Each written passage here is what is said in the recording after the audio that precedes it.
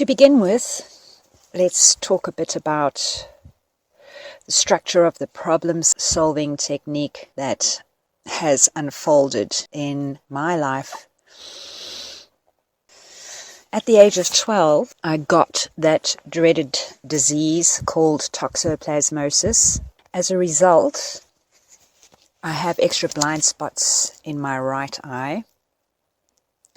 But most profoundly, going into puberty and having to use a blood thinner and a cortisone regimen in order to bring down the swelling that had developed in my optic nerve, set off a plethora of really difficult circumstances for my physical being going forward.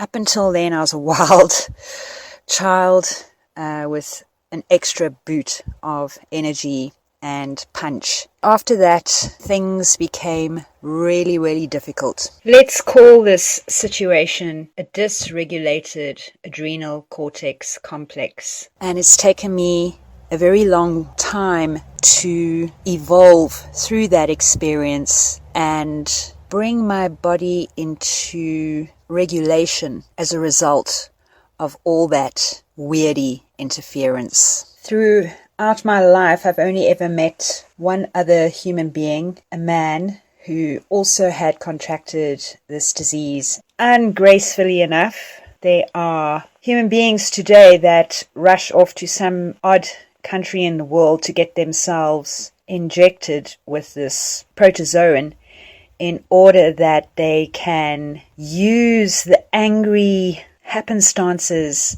that come off its recovery program in their fighting performances. The strangest thing, our world. Anyway, that's toxoplasmosis. Around the age of 17, I came across an enchanting term, sophistry.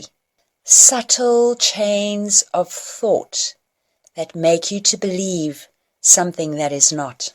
It's a pretty special word. It's a pretty special term, and often nobody really looks deeply into what it has to offer us as human beings and the thoughts that we engage with on a daily basis. Once we have formed a thought, we have a subject and we have a predicate, and one informs the other or describes the other, and we are satisfied that we have all the information enclosed in that thought. What if a part of that information was incorrect or founded on a faulty belief? How could we begin to separate strands of thought in order to figure out where something might have gone wrong? I'd like to utilize the analogy that Alan Watts used of a tapestry. The front side of the tapestry is neatly put together and faces outwards. This is what the world engages with and can see right in front of them. When you turn the tapestry over, there's a mishmash of knotty threads that don't really look like they have any order. This is where the skill really lies. How these threads are drawn together to keep the whole tapestry from unraveling. At this point, we need to sit back and recognize that thought forms do not occur in isolation. If we take a moment to notice, we will see that thought forms do not operate independently from your emotions or feelings, nor your sensations, and nor your directives.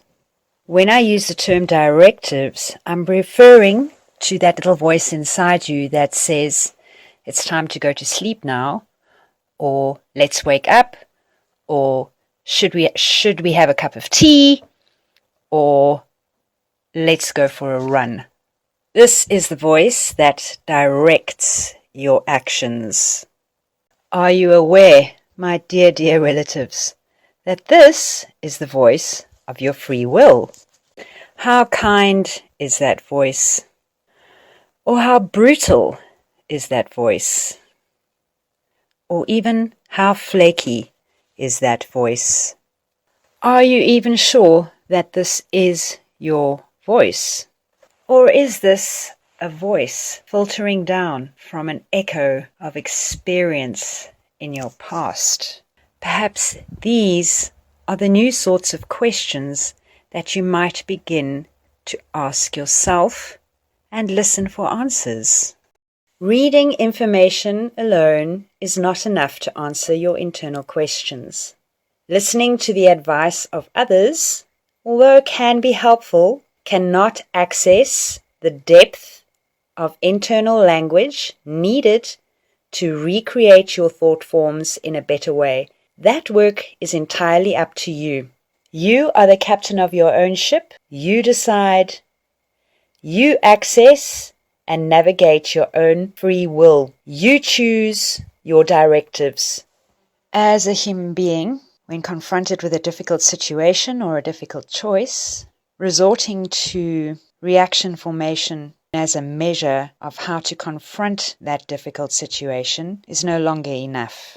We need to become conversant in areas of our inner speech that can inform better decision-making processes, more inclusive decision-making processes.